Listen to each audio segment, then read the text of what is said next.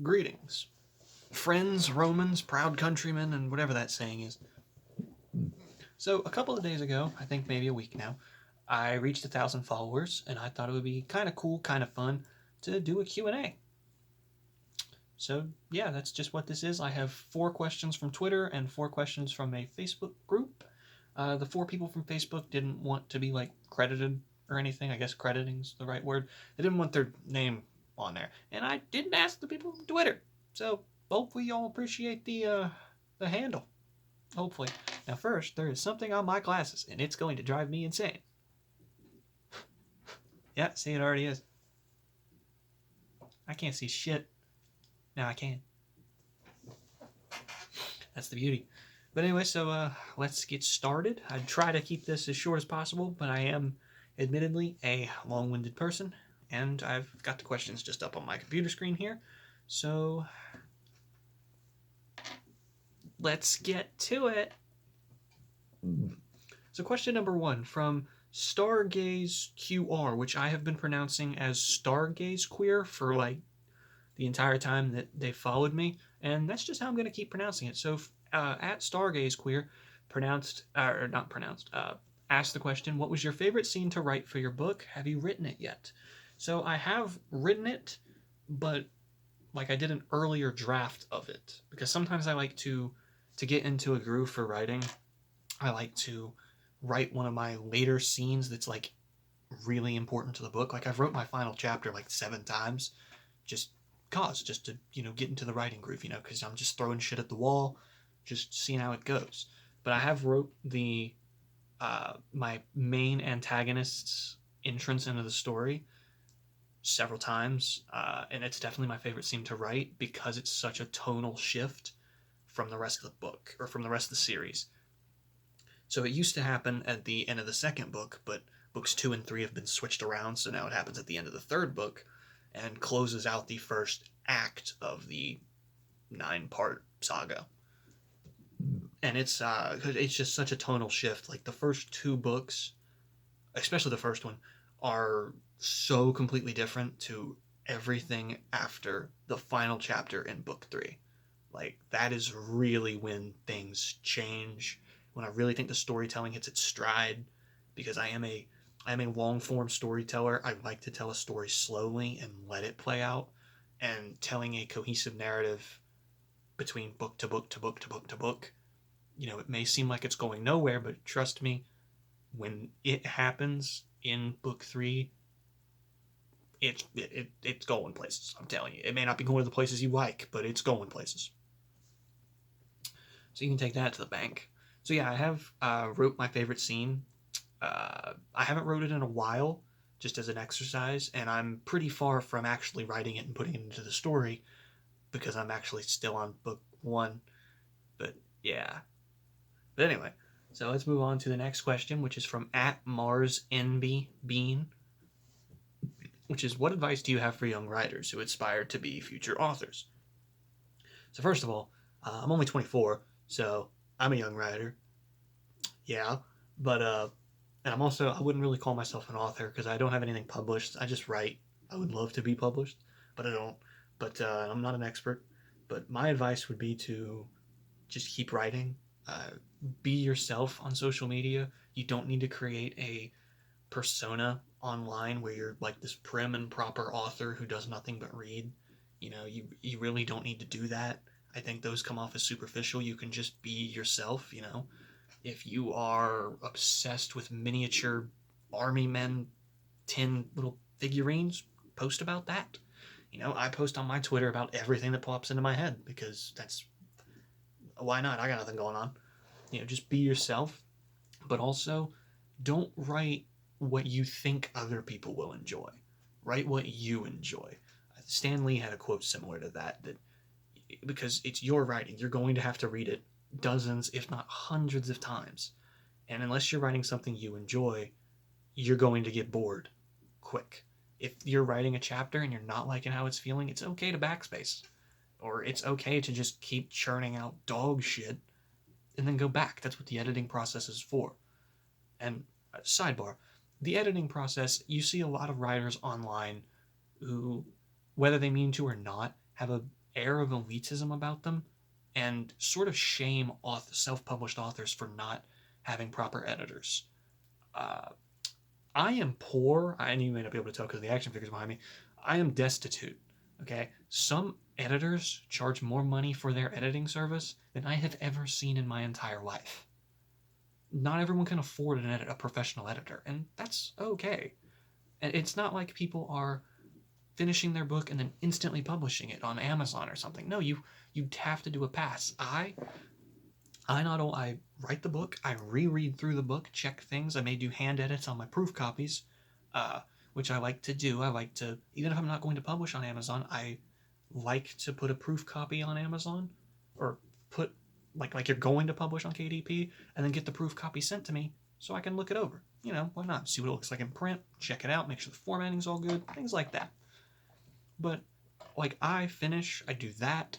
I go through Pro Writing Aid or Grammarly. Personally, I prefer Pro Writing Aid. Grammarly is really stupid sometimes. I do that. I even use Words Editor, which can pick up things. That's just what I do. That's just my personal process. There's not a wrong way to write. The only wrong way to be a writer is to make fun of your contemporaries because they can't afford something that is unarguably expensive.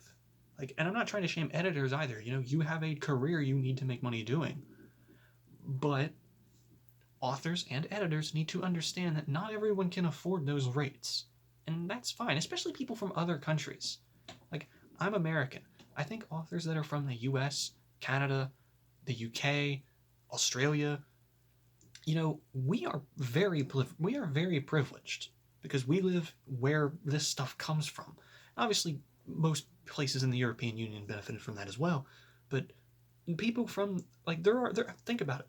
The greatest story ever told may be written by a person in a village in Zimbabwe, and they may not have a chance to publish it because the opportunities and the avenues to publishing just aren't there. But that's fine. They are still an author and they deserve respect as your contemporary. Don't make fun of your contemporaries unless they suck and are homophobic. Then you can. It's perfectly acceptable to make fun of people who suck. Completely acceptable. So I kind of ranted there, but whatever. And then at Man of Toad asks, how much time and how much trial and error did it take to find a writing process that works for you? So in high school, I had a Facebook group that was called Virus, and it was a zombie survival horror type story, and I would publish on there pretty much every week with just a chapter of a story that was a zombie survival horror story, and it was like almost like a novel, but it was published. I was put on Facebook. I got like maybe 10 people to read it total ever, but it doesn't matter. I started that when I was a freshman, and I did that weekly, every week, barring a couple of things with like family issues, like my mom dying and certain holidays, or like when I was depresso. But I did that every week until I graduated, and I actually ended it the weekend after I graduated. Yeah, and unfortunately, I deleted my Facebook not long after that, and don't have that story anymore, so that's a big rip. But, so, that helped me get into a schedule with writing to a degree. Granted, I don't adhere to that schedule anymore, but that helped. So, it really varies. Now, my writing schedule is typically to write at night after midnight. I am a night owl. I'm up all night anyway. I prefer to work at night because other people aren't up. I don't have to worry about walking into the kitchen, getting stuck into a conversation with somebody, which might sound really, really bad, but I don't mean it like that. I prefer to write in solitude in my room where I can just chillax. But as to how long it took me to get into that groove, I'm not sure. And obviously that's different for people who do have consistent work. I don't, because I have horrible mental health problems and haven't been able to hold down a steady job since before the pandemic. So, gang. But that's that. Now, at August Agony asks, if you could convince someone to read one book, what book would you choose? Mine. Yep. But no, one. Honestly, this is a toss-up. Because one book, Lord of the Rings is not one book. Uh, The Hobbit's one book, but I don't actually think The Hobbit's like that great. I think it's whimsical, but I don't think it's like fantastic. And then it's hard for me to choose. I really want to say something like 20,000 Leagues Under the Sea.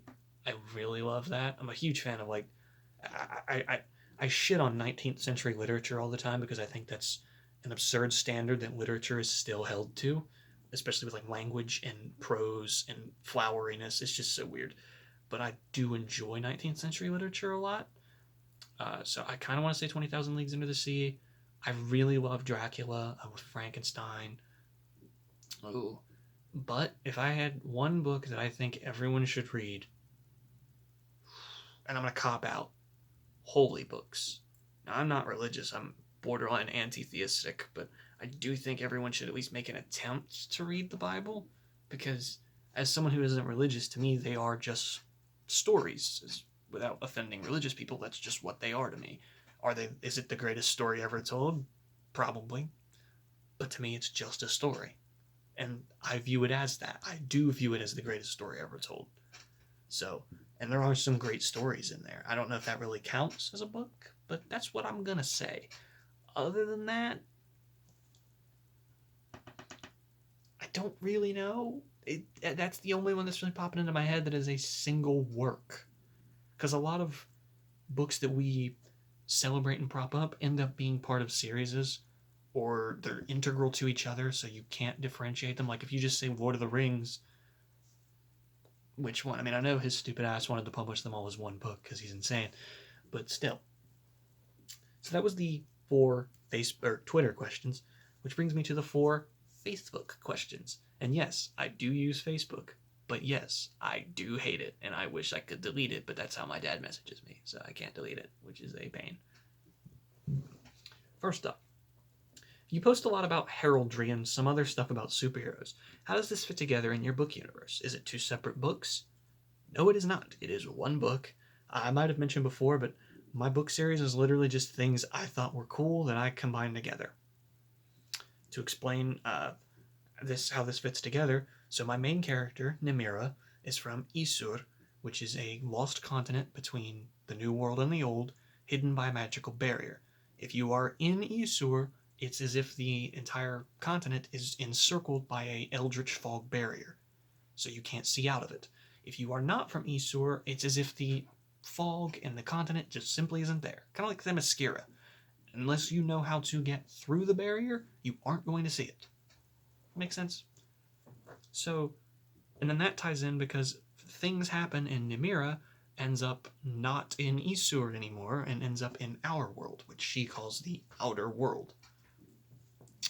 And because she's in the outer world, this outer world has superheroes who exist because they're either born with it, who are called Olympians, the medical term being the Olympian touch, or they are exalted. And these superheroes that are exalted descend from people who were experimented on prior to, during, and after the Second World War, during the Cold War by the Allies, the Axis, and the Soviets. So that started a superhuman arms race after the war between the West and the Soviets, and that just kind of how it went. Superheroes were fucking. They made kids. Those kids have powers sometimes. Sometimes they don't. Sometimes they do. But also, the general public doesn't know about superheroes. They don't know about Isur. And I also use Isur to sort of, I guess, tongue-in-cheek kind of explain how certain cultures have these certain mythical creatures. Because before Isur was closed off, it hasn't been forever, the people that live there who are mythical creatures, Minotaur, elves, goblins, orcs, would leave and go to these other continents because the humans that are there are from, the Americas, they're from Africa, they're from Europe, they ended up there. So because it's located in between, Africa and Europe and the Americas, there aren't any Asian people there. I just didn't think that made sense. But I hope that doesn't come out really bad. But I debated it. Like I really did debate having a Chinese explorer group reach the continent, but it wouldn't have made any sense because they would have had to sail around Africa, and I just feel like they would have turned around by then. I don't know. I mean, it's just a shame. I debated putting it in the Pacific, but that I don't know enough about Pacific cultures to really throw into it. You know what I mean? So yeah, that's just kind of how that fits together. So it is one book series that just happens to have superheroes, minotaur, elves, stuff like that. I've often described it as if a comic book series were written as a book series. So like if the Marvel universe were wrote as books. That's kind of how I want to describe it, because it does get that sprawling. You know, there are a ton of characters. There is a lot of ground to cover, but I have fun with it. So yeah. What are some of my biggest influences for my book series? Well, Lord of the Rings is an obvious one. Also, history is a huge one. I get a lot of inspiration from history, and of course, Marvel and DC Comics are huge. Film. Whenever I can't come up with anything, I'm kind of in a writer's block rut. I tend to just watch something superhero-y, you know, whether that be a Marvel movie, a DC movie, or a cartoon, or read a comic book. It doesn't matter. I just do something that involves superheroes, and that tends to get me clicking. It tends to. It doesn't always, obviously. But those are some big influences. Game of Thrones is a big influence. The series, I've never read the books because I refuse to buy any book that the cover is taken from the show or film. Like Lord of the Rings books where the cover is a picture of like the movie version of Barad-dûr. Like, no. Stop that. Or Game of Thrones books or Song of Ice and Fire where the cover is the Iron Throne from the show. Like, no, it doesn't look like that in the book. Stop it. So yeah, those are definitely some big influences. Another that may be kind of shocking is Romance of the Three Kingdoms, which is an ancient, really old Chinese story that's a romanticization. They romanticize it. They romanticize the War of the Three Kingdoms that took place in like the 2nd century AD in China. That was crazy. It lasted like 80 years. And they romanticize it. And effectively, you could almost consider Romance of the Three Kingdoms the first piece of superhero literary fiction, because the characters in it, like Guan Yu, Lu Bu, Zhao Zilong, they don't have superhuman abilities, but they're described as being near heroic or near godly in their ability in battle and their tactical skill. So that's definitely a huge influence for me. Next up, how do I come up with character names and superhero names? So character names, I come up with just whatever pops into my head generally. Uh, for like the fantasy related characters, I do like for Nimira, if I recall correctly. Her name is a combination of the Meridian name, the human that she's from, the Meridian name Nim, and the Elven name Maria. And Nim means bright, Maria means courageous. And it's a combination of those because she's a half elf. So, but I get most of my fantasy names from whatever culture I'm basing that fantasy culture on. I find a word or a name from that culture and then just combine it. So, like, excuse me, let me get a drink. Pardon. Dr. Pepper. So, like, I'll combine, like, the Finnish word for moose with the Finnish name Jaakko or something like that. I don't know. I don't even know if Jaakko's a Finnish name, but that was just off the top of my head. It sounds Finnish. But I'll combine those together, and then that makes a name. Or things like that. Or, yeah. For characters who aren't fantastical, it's generally just researching names from whatever ethnic group or country they're from, and picking a name that kind of fits. Like Voltage, my male MC, who isn't really an MC in the first book, is named Satoshi Hasegawa, which I don't recall exactly, but they mean something like cunning and bright, like smart, and or leadership. I can't remember. It's been months, and I've got it wrote down somewhere else on one of my other screens. But that's what his name means, because that describes him as a person. Some characters will have a name that's based more on their powers, but not always. For superhero names, this is the worst part about writing superhero fiction. Not only balancing their real name with their superhero name in the prose and the dialogue, but also finding a superhero name, because they are pretty much drained. The well is so dry. There are so many names that are just taken. It sucks. Yeah, so that's definitely a trouble. For superhero names, though, I again, I try to find things that are kind of similar to whatever their powers are. Like Voltage was not taken, so Voltage, he has lightning powers. That works. Another character, Kodiak, turns into a massive bear. Kodiak. Why not? So my advice, if you're writing superhero fiction and you can't come up with a name, just try to find words that are related in some way to their powers, and then try to make it a name. You may have to change some letters around or some words, or like half the word in general, but it might work. Or you may just have to add a prefix to it. You know, like my illusionist character is named Ms. Fortune. If she was just called Fortune, it'd be stupid. And then the fourth and the eighth and final question is, do I like Game of Thrones? Is it an influence? And when do I think the series went downhill? So first of all, I already mentioned it is an influence. I really love George R.R. Martin. He just seems like a fun guy. I really want to read the books, I do. But again, I refuse to read anything with film influenced cover art. It's growth. I do like Game of Thrones, though. I think it was fantastic. When do I think the series went downhill? So most people say season 8. I debate on if it's season 7 or season 6. I think season 6 was the last fully strong season, personally. But there are instances in season 6 that I hate. I hate that they kill Jon Snow just to bring him right back. I don't like that. I think he should have stayed dead, and I think he will stay dead in the books, personally. So I don't like that. But there's one scene specifically that I always point to that I think is really what killed it for me, is at the end of season 7 in Winterfell. They're all like, oh, the whites are coming. What are we going to do? We've got to defend ourselves. Blah. We can't let the women fight. I'm not going to give my spear to a granddaughter. Or something like that. And then Lyanna Mormont, the little girl, stands up and says that I will not sit. She says something like, I will not sit in the crypt and knit, like while my brothers and fathers are dying to defend this land, or something like that. She has this big impassioned speech about how the women and the girls should be fighting too. And it's like, yeah, they definitely should. It'd be really stupid if they weren't.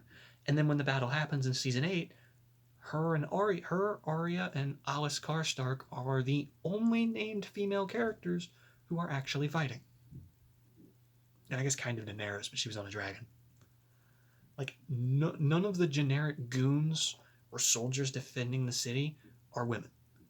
They specifically put all of the women and children in the crypt when they literally had a scene about how they weren't going to do that. Bugs the shit out of me. And I'll tell you why. The reason it bugs the shit out of me is because I think it's called the all hands on deck trope is one of the most powerful in fiction. Because you're like, we are going to lose unless we arm everyone. Whether they can fight or not, we are going to lose unless we give a sword to everybody. That's so powerful. They do it in Two Towers where they start arming the little boys, and it's heartbreaking. Game of Thrones could have done that where they were putting armor on little girls. Or, like, come on. They're putting 10-year-old boys out there. Come on, they could have put the 11... That's like... They're putting 12 and 14-year-old boys out to slaughter, but 19-year-old Sansa is just underground. Like, come on. Like, you can't have a scene about that and then not have it. But yeah, so that was definitely where I think this series went downhill. I hated the ending, personally. I didn't think the ending was terrible, but I think they rushed to it, definitely. But I definitely, yeah. I can't. But yeah, so that was 8 questions. It took me 24 minutes and 7 seconds and counting because, again, I like to ramble. Can't wait for this video to take 6 hours to fucking upload. But anyway, so yeah, that's this little Q&A. Maybe I'll start doing these every month just to kind of get into a nice swing of it. But yeah, I hope you enjoyed. Hope you got this far. Apologies if you can't hear. I'm using my phone. I don't have a good microphone. So, German for goodbye, which is Tschüss. So, Tschüss. Alright, goodbye. Oh yeah, follow me on Twitter. Yeah, @GageWrites. Not sure if capitals matter, but the G and the W are capitalized. And if you don't follow me on Twitter, I will come to your house and run you over with a steamroller. Don't think I won't. I'll do it. Bye.